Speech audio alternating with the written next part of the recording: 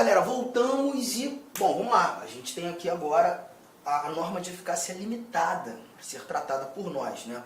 E aí eu vou te mostrar mais um exemplo. Vamos dar um pulinho aqui no nosso inciso 32. E aí a gente vai apresentando as várias informações. 32, está aqui, ó, na telinha para vocês, 32. Olha que barato nós temos aqui. Nós encontramos o seguinte: o Estado promoverá, na forma da lei, a defesa do consumidor. Então perceba que aqui nós temos mais uma vez na forma da lei. Só que a interpretação ela vai ser diferente, porque você encontra o seguinte: ó, o Estado promoverá, na forma da lei, a defesa do consumidor. Primeiro ponto, o nosso Constituinte garantiu a defesa do consumidor como um direito fundamental. Aqui nós temos a defesa do consumidor como um direito fundamental. Isso aqui já está tranquilo, legal? Todavia, a gente verifica que a defesa do consumidor, as regras de defesa do consumidor, elas não foram estatuídas na Constituição. Elas não foram definidas no texto constitucional. Elas devem ser definidas numa lei. Acho que a conjugação do verbo até ajuda, né? O Estado promoverá, na forma da lei, a defesa do consumidor. Vamos lá, vamos matar aqui alguns valores. Preste atenção. Nós temos a Constituição nascendo em 1988. Então, em 1988, a gente ainda não tinha uma lei definindo as regras de defesa do consumidor. Aí, em 88, nasce a Constituição exigindo essa lei, exigindo que o Estado promovesse, na forma da lei, a defesa do consumidor. O Código de Defesa do Consumidor, conhecido Código de Defesa do Consumidor, ele nasce em 1990, que é a Lei 8.078. Aquela lei, a Lei 8.078. Então, o legislador, ele obedeceu essa ordem constitucional, já que a Constituição exigiu que o Estado promovesse, na forma da lei, a defesa do consumidor, o legislador foi lá e criou a lei, obedecendo essa determinação constitucional. Nessa linha de raciocínio, a gente verifica que a norma constitucional ela só trouxe a defesa do consumidor como direito, mas não falou mais nada sobre. Houve a exigência de uma complementação. E o que isso nos reporta? Temos a defesa do consumidor, deixa eu colocar aqui, defesa do consumidor, inciso 32 da nossa Constituição, como um direito fundamental, está lá na norma. Só que essa norma constitucional ela precisa de um complemento. E esse complemento decorre do nascimento de uma lei. Tudo bem? Sem essa lei, eu ainda não tenho as regras de defesa do consumidor. Eu não tenho nada. Eu só tenho um direito apresentado, mas sem suas regras. Não sei como exercer a defesa do consumidor. Para que esse exercício se mostre, a gente tem necessidade da lei. Então a lei aparece aqui para tornar exercitável a defesa do consumidor. Sem a lei eu não tenho nada. Eu só tenho um direito previsto, mas sem aplicabilidade. A lei agora ela não nasce para restringir o direito, ela não nasce para diminuir o direito, ela nasce para concretizar o direito. Há exigência da criação da lei. Você percebeu a diferença? Então aqui você já não mais fala de norma de eficácia plena, você já não mais fala de norma de eficácia contida, mas você traz a chamada norma de eficácia limitada. A norma de eficácia limitada, nesse instante, ela aparece justamente para garantir que um direito seja efetivamente exercitável pelo complemento legal. Então, peraí, vamos lá. A norma nitidamente não é completa. A norma constitucional nitidamente não é completa. Então, eu boto essa norma, tem o sentido, mais uma vez, não integral. Estamos juntos? Não integral. Só que, nesse caso, a aplicabilidade não é imediata. A aplicabilidade se mostra mediata, dependente de complementação dependente de complementação legal.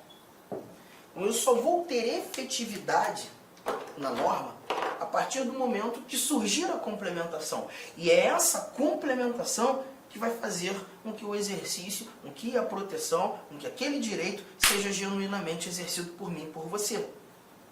Para alguns doutrinadores, lembra, Maria Helena Diniz, né, ela traz outros nomes, e ela diz que essa norma é uma norma de eficácia relativa, de novo traz como relativa, mas diz ser dependente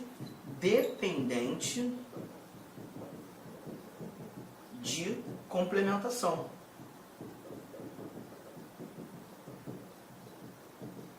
Dependente de complementação.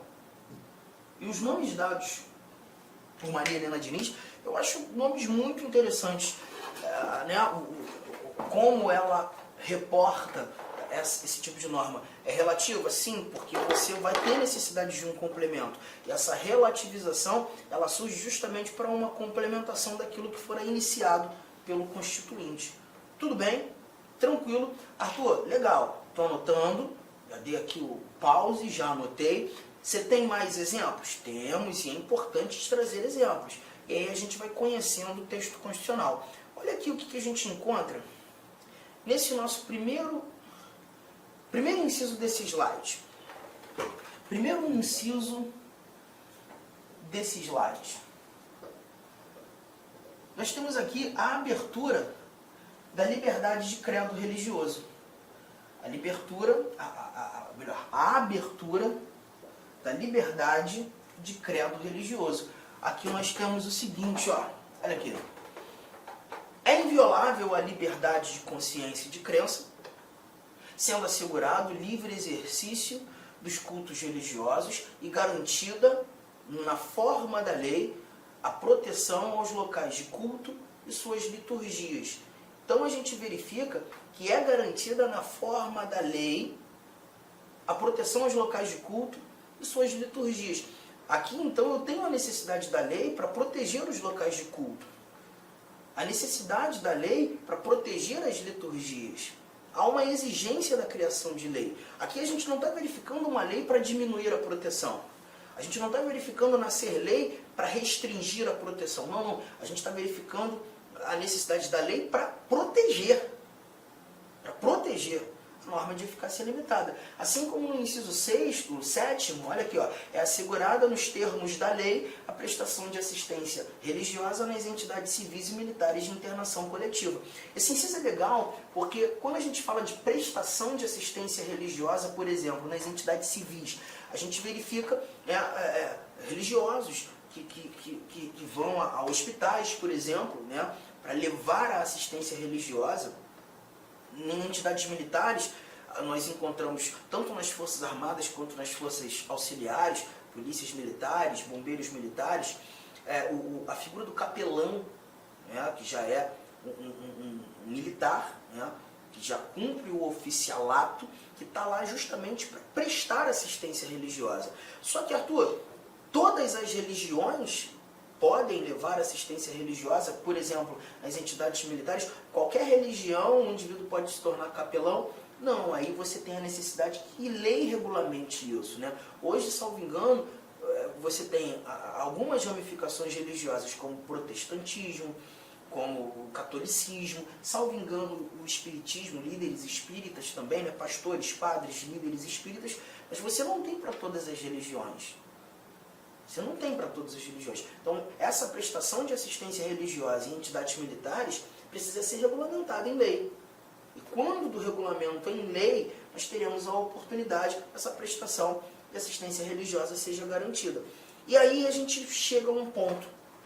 Você está percebendo que o exercício do seu direito, nesse contexto, ele depende de uma complementação legal. E aí, muitas vezes, em sala de aula, quando o aluno está viajando comigo, imbuído comigo nessa interpretação, ele pensa assim, caramba, mas isso é muito confuso, né? Porque perceba, aí eu tenho um direito, o Constituinte me deu o direito, está lá escrito na Constituição, só que em alguns casos, para eu exercer esse direito que o Constituinte me deu, eu tenho que aguardar a regulamentação. Esse direito precisa ser regulamentado. Arthur, a minha preocupação é a seguinte, E se o legislador não regulamentar?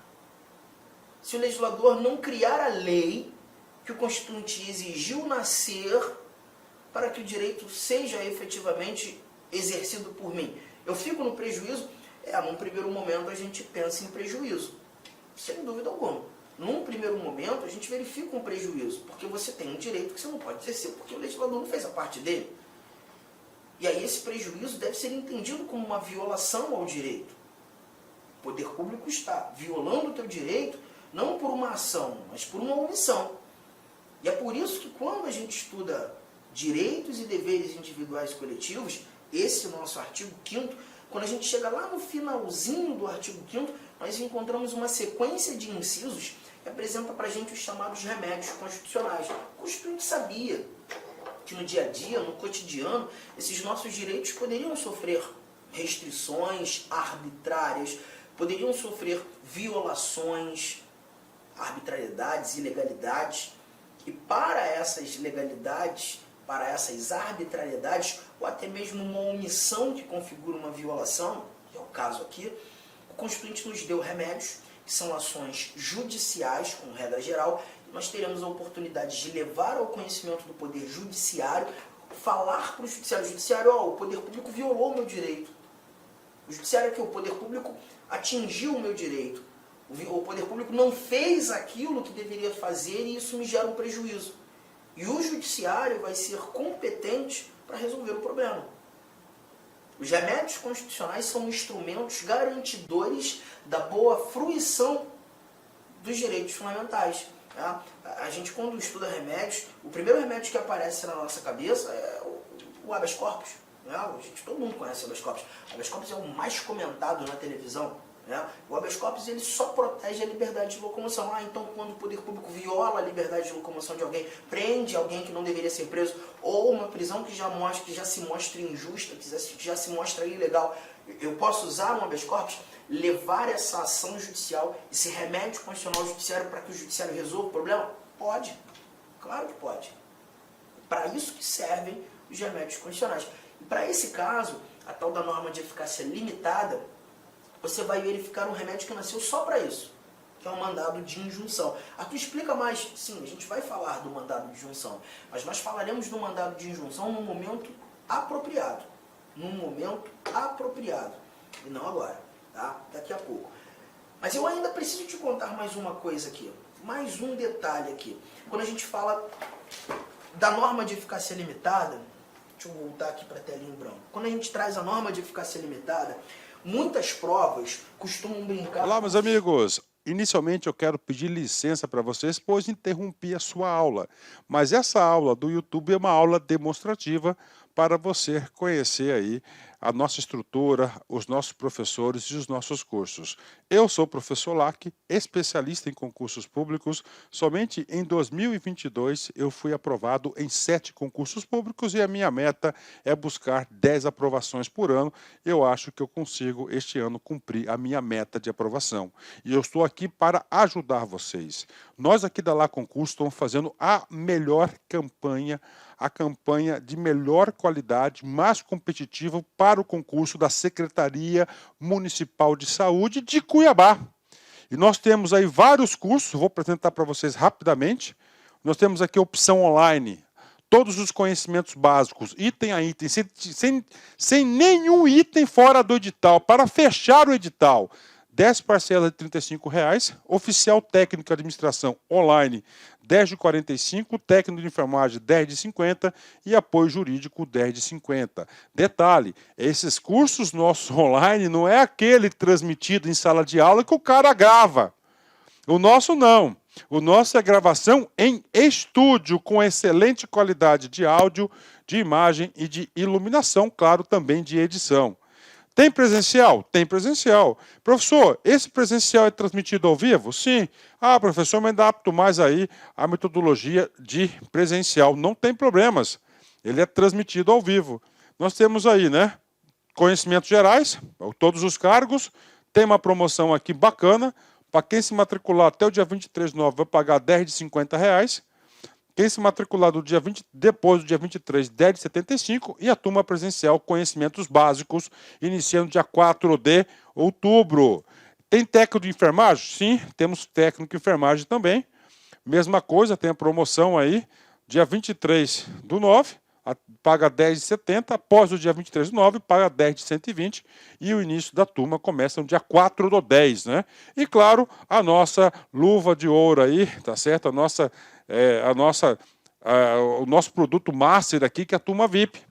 Essa turma VIP tem todo um diferencial, onde eu, professor Lac, coloco toda a minha experiência e dedicação. Só de conhecimentos específicos são 15 aulas minhas. Essa turma aqui é para, cara, o cara que cumprir, o cara que assistir esse curso, participar, cara, eu tenho muita confiança e muita certeza que ele vai sair muito bem e ele vai ter todas as condições de ser aprovado. Beleza, pessoal? Então, essa aqui é uma chamadazinha aí, tem aqui embaixo, tem um link para você falar diretamente com o nosso atendente. Qualquer coisa, você vai no nosso Instagram. Quem responde o direct do Instagram sou eu, faço isso pessoalmente, porque é um canal de comunicação que eu abri, que eu exerço diretamente com os nossos alunos. Valeu, meus amigos. Então, venham estudar conosco.